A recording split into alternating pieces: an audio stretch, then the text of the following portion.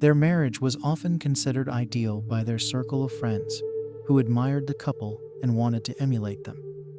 The couple themselves echoed this sentiment, always finding compromises and reaching agreements on everything.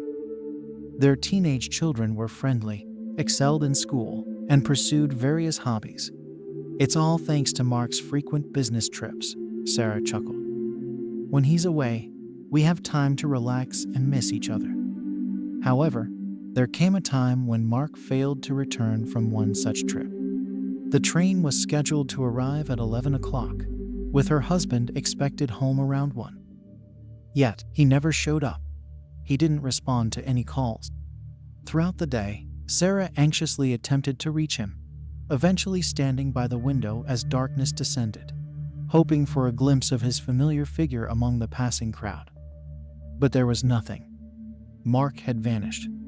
Days passed, and still, there was no sign of him.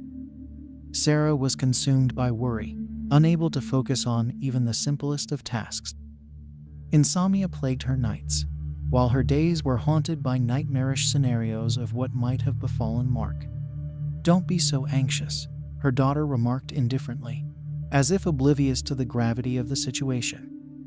"Dad's probably just caught up with work. He'll be back once he's done." "Do you really think your father would be so irresponsible as to not even let me know?" Sarah retorted, her frustration evident. "He's not even answering his phone. He's probably busy.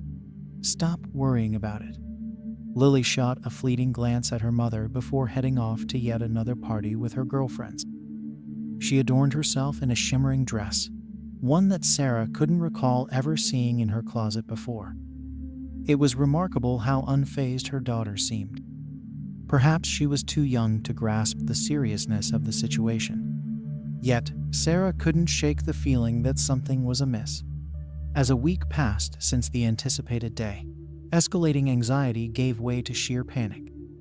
Sarah realized she couldn't afford to wait any longer.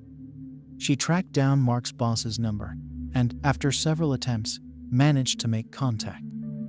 The news of Mark's disappearance left the boss distraught. He provided Sarah with the address where Mark had been staying and promised to coordinate with authorities in that city. Knowing she couldn't depend solely on others, Sarah hastily packed her belongings and found herself aboard a train that very evening. The 24-hour journey felt interminable, a void of empty time that bred a multitude of terrifying theories in Sarah's mind. She gazed out of the window at the passing landscape, her fingers tapping nervously on the seat, urging the already swift train to move faster. Finally, when the train came to a halt, she rushed past fellow passengers and made her way to the taxi stand. Just as she reached for a cab, her phone rang in her pocket. "I'm so sorry," the supervisor's voice conveyed sorrow through the receiver, and Sarah's heart plummeted. "What happened?" she managed to ask, her voice trembling. "Mark is in the hospital," came the reply. "I reached out to the local department. He had a heart attack. I'm so sorry." Sarah felt as though the ground had been pulled from beneath her, her despair threatening to overwhelm her, but she fought to maintain composure. "He's in the hospital?" she sought confirmation. "Yes, I'll send you the address," the supervisor confirmed. Is he alive?" Sarah's voice wavered with fear. "Yes, the doctors are attending to him," came the reassurance. Feeling a surge of frustration towards her boss's somber tone, Sarah requested the address and swiftly hailed a cab, racing towards the hospital with her belongings in tow. Yet, nothing could prepare her for what she encountered there. Upon entering Mark's room, Sarah found a stranger seated beside the bed, solemnly watching over the sleeping figure of Mark, gently clasping his hand. A whirlwind of emotions swept over Sarah: relief at his survival, resentment towards the unfamiliar presence, and yet another wave of fear. Was this even the right room? But as she looked upon the man lying in the bed, she recognized her husband. Though pale and weakened, he was unmistakably Mark. For a fleeting moment, Sarah stood paralyzed by confusion. But then she gathered her resolve. "Who are you?" Sarah's inquiry sliced through the tension in the room. The stranger glanced up, her expression a mix of confusion and annoyance. "Who are you?" "Visitors aren't allowed here. Leave." "I am his wife, and who are you?" Sarah's tone grew sharper as she crossed her arms defiantly. The stranger's eyes widened momentarily before narrowing. "Lady, this isn't a joke," she sighed wearily. "Just go away." The woman's demeanor was so assured that Sarah briefly questioned if she had entered the correct room. Frustrated, she retreated to the corridor, settling onto a nearby bench, her gaze fixed on her husband and the stranger. "Can I help you?" The doctor approached, casting a stern look at Sarah. "Who is that woman?" Sarah demanded. "The patient's wife, I believe," the doctor replied, raising an eyebrow in thought. "Surprising she's unaccompanied today. Why do you ask?" Sarah felt a surge of frustration. Pulling out her passport from her bag, she handed it to the doctor. He examined it skeptically before reluctantly opening it. As he perused the pages, his demeanor shifted, his expression mirroring the somberness of a stormy sky. An awkward silence hung between them, but before the doctor could speak, Sarah snatched her passport back and wordlessly made her way to the exit. Though the doctor seemed inclined to verify her identity with the stranger in the ward, Sarah no longer cared. Sarah wandered through the unfamiliar city streets, her mind adrift in a fog of confusion. Thoughts came and went in a blur, with no chance to fully register. In a daze, she found herself at the train station, boarding the next train home. Upon her arrival, her son's voice shattered the silence. "Oh my God, what's happened? What's wrong with Dad?" he exclaimed, his concern palpable. "He'll explain when he returns," Sarah replied tersely, her gaze fixed ahead as she trudged towards the bedroom. "What do you mean if?" Alex's voice trailed after her, but she paid him no heed. In the following days, Alex attempted to draw Sarah out, but Lily tactfully intervened, leading her brother away with the words, "Leave her be, Mom needs her space." Sarah was a shell of herself. She functioned mechanically at work, but upon returning home, she retreated to bed, withdrawn and silent. Her mind buzzed with questions about the future. Will Mark return? How should I react if he does? Ignore the situation? Confront him? Why did things unravel like this? Could that woman have been mistaken? What did the doctor mean about the baby? A month later, Mark reappeared. As time passed, Alex grew increasingly curious, probing his mother with questions.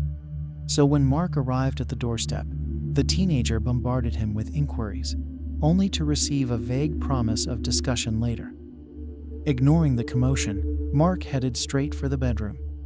Sarah heard his voice in the corridor, his footsteps approaching, but she remained impassive. "Hello?" he greeted tentatively, receiving only a muted response from his wife. "Did you miss me?" "I wish I hadn't," Sarah replied without even turning around. Mark sighed heavily and settled onto the bed. "The doctor mentioned you were here. Perhaps you want to talk about something." "I have nothing to say to you," Sarah muttered, burying her face in her hands, her thoughts still scattered. "I've seen and heard enough." He hesitated, clearly taken aback by her composed response. His face betrayed tension, as if he grappled with finding the right words, yet feared expressing what lay on his mind. "How old is the child?" Sarah's voice sliced through the air suddenly. 7, he answered decisively, devoid of shame or remorse. 7? His wife almost shrieked. "You've been leading us on for at least 7 years, and you show no remorse. You've started a second family and feel no shame, no conscience at all." "Sarah, please listen," he began, but she cut him off. "No, you listen," she interjected. "You deceived me, our children. And that woman, does she believe she's your only one too? What kind of stories are you feeding her?" Before Mark could respond, the door rattled open, and Alex stormed into the room, followed closely by Lily. His son's eyes blazed with fury, as if ready to ignite the room in flames. Despite his sister's attempts to pull him away, he remained rooted in place. "Get out. You're not my father anymore. I'll never forgive you," Alex shouted. "You cheated on Mom, started another family. How could you?" "Alex," Lily whispered urgently, tugging him into the corridor. "Mom and Dad need to sort this out on their own, without us." But he angrily shrugged off his sister's hand and approached his father. "You betrayed all of us," Alex accused, his voice laden with anger. "Alex, I didn't betray you. I've always loved you and will continue to do so. Everything I do for you," Mark pleaded. "No," Alex shouted, his voice trembling with betrayal. "You're a traitor. I don't want to see you." Turning to his sister, Alex demanded, "And you, did you know about this? Is that why you didn't care when he disappeared? Is that why he's always indulging your every whim, while I can't even go to a hockey game with my friends?" "You're overreacting," Mark retorted defensively. In that moment, the pieces of the puzzle fell into place in Sarah's mind. Suddenly, it all made sense: Lily's new dresses, the extravagant parties with her friends, the expensive phones, the lavish lifestyle. Alex was right. Lily knew everything and stayed silent. Her father was simply buying her affection. Sarah felt a surge of impotent rage and betrayal. To be deceived by two close family members was unbearable. She sat there, staring blankly into space, as her father attempted to justify himself amidst the chaos of argument. "Enough," she finally intervened, her family's shouting causing a pounding headache. "Both of you, leave. Dad and I need to talk." Lily grasped Alex's hand and guided him out, but he wrestled free with a frustrated groan. Slamming his bedroom door shut, he left the tense atmosphere hanging heavy in the air.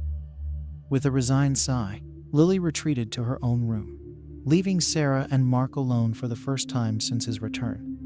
Silence stretched between them, thick and suffocating. Sarah finally spoke, her voice flat and devoid of emotion. "You can pack your things and go to her," she stated, the simplicity of the words belying the storm raging within her. Mark stammered, attempting to justify his actions.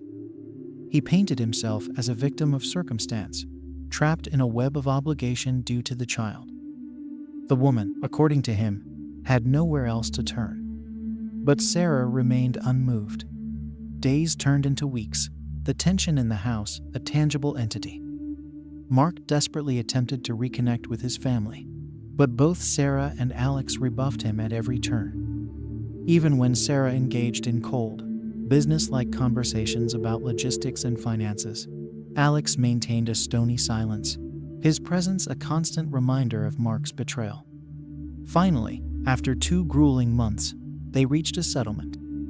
The divorce proceedings were swift and merciless. Mark moved out, taking with him a suitcase full of clothes and the weight of his shattered family life. Sarah initially considered confronting Lily, the anger still simmering beneath the surface. However, with the truth exposed, Mark's generosity towards his daughter waned significantly. The expensive gifts and lavish lifestyle abruptly came to an end. Lily, desperate to maintain her new reality, pleaded for forgiveness, promising to contribute to the household expenses. Sarah, weary from the emotional turmoil, reluctantly agreed, on the condition that Lily find a job upon reaching adulthood. The years that followed were marked by a fragile peace. Alex harbored a deep-seated resentment towards his father, a wound that refused to heal. Sarah, though no longer consumed by anger, remained emotionally distant. News eventually reached them that Mark had parted ways with the other woman and lived a solitary life.